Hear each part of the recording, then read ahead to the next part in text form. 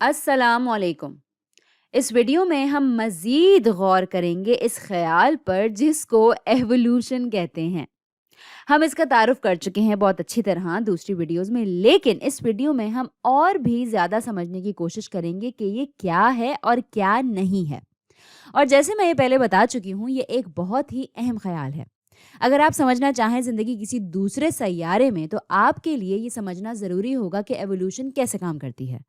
تو جہاں تک ہم جانتے ہیں، ایوولوشن بنیادی طور پر 2 اصولوں پر مبنی ہے۔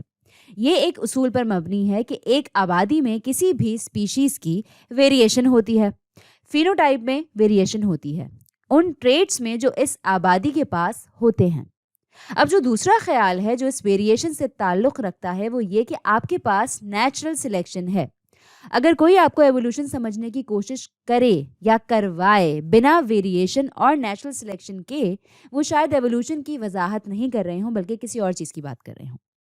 تو اگر میرے پاس ایک آبادی ہے سرکلز کی، ان گول دائروں کی، کچھ ان میں سے نیلے ہیں، کچھ پیلے ہیں اور کچھ گلابی ہیں یعنی پنک، اور یقیناً ان میں کوئی ٹریٹس ہوں گی، ایسی فینوٹائپس ہیں جو کسی حیاتیات کے ریپروڈیوس کرنے کی صلاحیت یا زندہ رہنے کی صلاحیت پر کوئی اثر نہیں ڈال سکتی ہیں۔ اس صورت میں وہی ویریشنز آگے چلتی رہیں گی، لیکن کچھ ایسی ویریشنز ہوں گی، کچھ ایسے فینوٹائپس بھی۔ یاد رکھیں گے فینوٹائپس وہ ہے جس کا اظہار کیا جائے یا جو نظر آئیں، بمقابلہ جینوٹائپس جو کہ اصل جینز ہوتی ہیں، اصل ایلیل جو کسی آرگینزم کے پاس ہوتی ہیں۔ لیکن ایوولوشن ہوتی اس لیے ہے کیونکہ اس بات پر منحصر ہے کہ ہم اپنے ماحول میں کہاں ہیں۔ کچھ فینوٹائپس قدرے زیادہ فائدہ مند ہو سکتے ہیں، وہ اس سے قدرے زیادہ امکان پیدا کر سکتے ہیں کہ حیاتیات زندہ رہے گی اور ریپروڈیوس کرے گی۔ تھوڑا کم امکان ہے کہ یہ مر جائے یا ریپروڈیوس نہ کر سکیں۔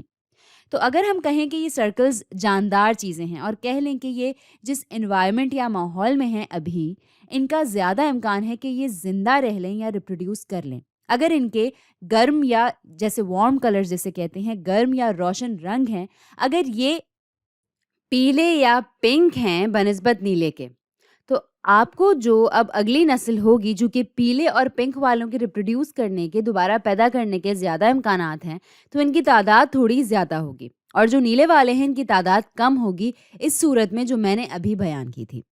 نیلے ہوں گے پر کم ہوں گے، اور یہ عمل چلتا رہ سکتا ہے بہت بہت بہت لمبے عرصے تک۔ اور ایک ہو سکتا ہے کہ ایک ایسا وقت آئے جب آپ کو صرف پیلے اور پنک والے نظر آئیں، اور یہ ہم صرف ایک فینوٹائپ کی بات کر رہے ہیں، دوسرے بھی ہو سکتے ہیں جیسے کہ سرکل کتنا گول ہے وغیرہ وغیرہ۔ تو سب سے اہم چیز جو ہے وہ یہ کہ آپ کو یہ ویریشن چاہیے، اور اس بات پر منحصر ہے یہ کہ آپ اس انوائرمنٹ میں کہاں ہیں اور اس وقت۔ تو کچھ ویریشنز، کچھ فینوٹائپس، وہ ٹریٹس، یہ شاید آپ کو کامیاب بنا دیں ریپروڈیوس کرنے میں اور اپنی ٹریٹس کو آگے اپنے بچوں یا آف اسپرنگ میں بڑھانے یا پاس آن کرنے میں۔ اور اس کو میں کمپیئر کرنا چاہتی ہوں، اس کا موازنہ کرنا چاہتی ہوں اس بات سے کہ کچھ لوگ کیا سوچتے ہیں کہ ایوولوشن کیا ہے۔ کچھ لوگ سوچتے ہیں کہ ایوولوشن ایک ایسا عمل ہے جس میں جایا جاتا ہے بیسک سے ایڈوانس تک، یعنی بنیادی سے ترقی یافتہ تک۔ اور جو وجہ ہے ہماری ایسا سوچنے کی، وہ یہ کہ ہم سوچتے ہیں کہ جو دنیا میں شروع کی آرگینزمز تھیں وہ شاید یونی سیلولر آرگینزمز تھیں، اور اب ہمارے پاس پیچیدہ جانور موجود ہیں ہماری طرح جن کو ہم زیادہ ترقی یافتہ سمجھتے ہیں بنسبت ان چیزوں کے۔ ہمارے پاس لاکھوں کروڑوں سیلز ہیں، لیکن یاد رکھیں یونی سیلولر آرگینزمز آج بھی بہت زیادہ کامیاب ہیں، اور ان میں سے کچھ زیادہ ایڈوانسڈ بھی نہیں بنسبت ان چیزوں کے جو شاید وجود میں آئے ہوں 500 سال پہلے، یا پھر شاید بلین یا کروڑوں سالوں پہلے۔ اور حالانکہ یہ چیزیں بھی ایوولوشن کی وجہ سے ہی پیدا ہوئی ہوں، یہ کہتا صرف یہ ہے کہ وقت کے ساتھ ساتھ آپ کے پاس ہوتی ہے ویریشن، اور اس بات کی بنیاد پر کہ کون سی ویریشنز ہیں، کون سے فینوٹائپس اس انوائرمنٹ میں زیادہ کامیاب تھے، وہ تھے جو اپنی ٹریٹس کو آگے پاس آن کر پائے۔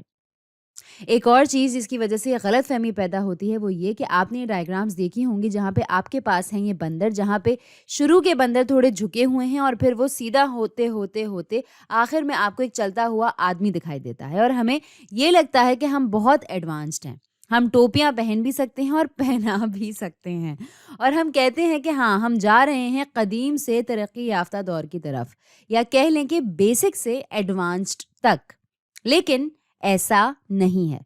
یاد رکھیں کہ آج کی دنیا میں بھی ایوولوشن ہم پر ختم نہیں ہوتی. ہماری دنیا میں آج بھی کئی جانور ہیں جو مختلف پیچیدہ مرحلوں سے گزر رہے ہیں اور ان کے الگ لیولز ہیں نفاست اور ذہانت کے.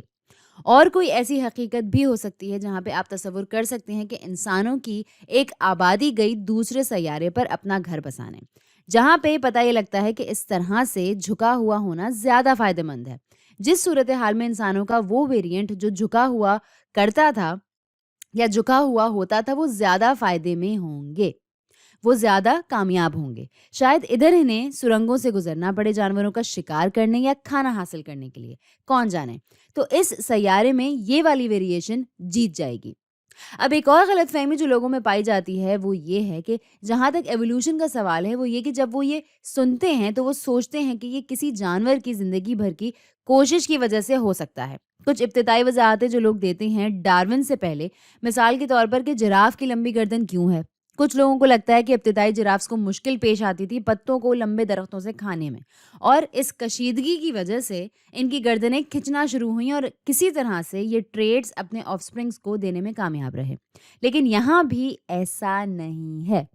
یہ وضاحت ہمارے ارتقاء کی تفہیم پر مشتمل ہے کہ ہمارے پاس ایک آبادی ہوتی جراف کے اینسسٹرز کی اور ان کے پاس ویریشن ہوتی اپنی گردن کی لمبائی میں، اور چونکہ جس انوائرمنٹ میں وہ اس وقت موجود تھے وہ ویریئنٹس جن کی گردن لمبی تھی ان کا شاید زیادہ امکان تھا زندہ رہنے کا اور ریپروڈیوس کرنے کا بھی.